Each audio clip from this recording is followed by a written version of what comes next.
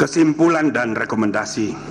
Kesimpulan, menimbang bahwa berdasarkan uraian duduk perkara fakta-fakta yang terungkap dalam rapat dan sidang permisaan serta pertimbangan hukum dan etika di atas, dapat disimpulkan hal-hal sebagai berikut. 1 dan 2 dianggap sudah dibacakan.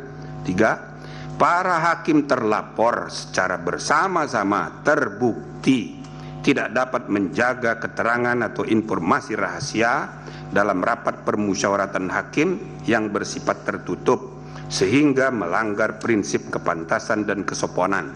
Penerapan angka 9. 4. Praktek pelanggaran benturan kepentingan sudah menjadi kebiasaan yang dianggap sebagai sesuatu yang wajar karena para hakim terlapor secara bersama-sama membiarkan terjadinya praktek pelanggaran kode etik dan perilaku hakim konstitusi yang nyata tanpa kesungguhan untuk saling ingat mengingatkan antar hakim termasuk terhadap pimpinan karena budaya kerja yang bekewuh sehingga kesetaraan antar hakim terabaikan dan praktek pelanggaran etika biasa terjadi. Dengan demikian, para hakim terlapor secara bersama-sama terbukti melanggar Sabta Karsa Utama, prinsip kepantasan dan kesopanan. Penerapan angka 1. Rekomendasi, menimbang bahwa dengan bertolak dari hal-hal serta fakta-fakta yang ditemukan selama berlangsungnya proses persidangan Majelis Kehormatan Mahkamah Konstitusi, Majelis Kehormatan memandang penting merekomendasikan hal-hal berikut. 1.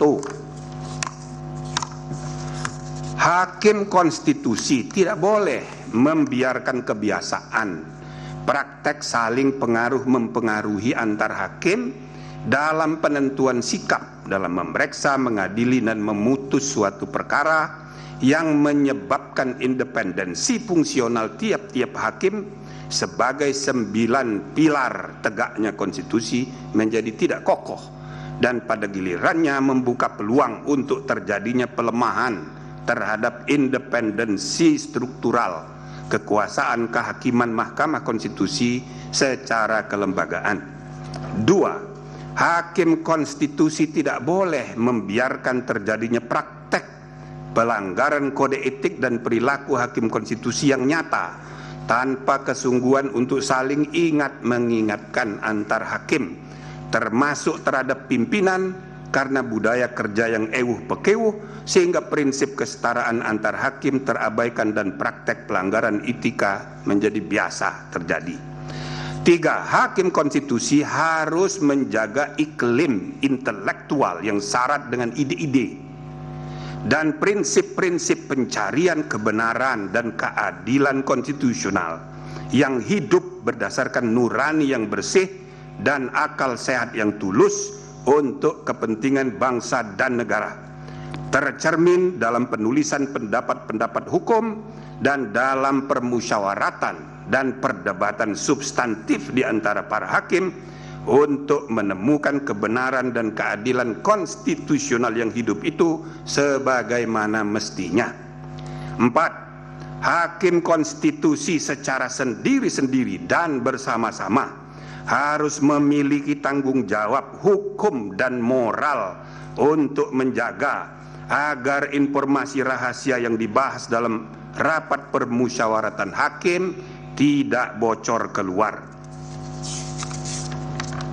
Amar putusan, mengingat Undang-Undang Nomor 24 Tahun 2003 tentang Mahkamah Konstitusi yang telah diubah terakhir dengan Undang-Undang Nomor 7 Tahun 2020 tentang perubahan ketiga atas Undang-Undang Nomor 24 Tahun 2003 tentang Mahkamah Konstitusi dan Peraturan Mahkamah Konstitusi Nomor 1 Tahun 2023 tentang Majelis Kehormatan Mahkamah Konstitusi, memutuskan menyatakan 1. Para hakim terlapor secara bersama-sama terbukti melakukan pelanggaran terhadap kode etik dan perilaku hakim konstitusi sebagaimana tertuang dalam Sabta Karsa Utama, prinsip kepantasan dan kesopanan.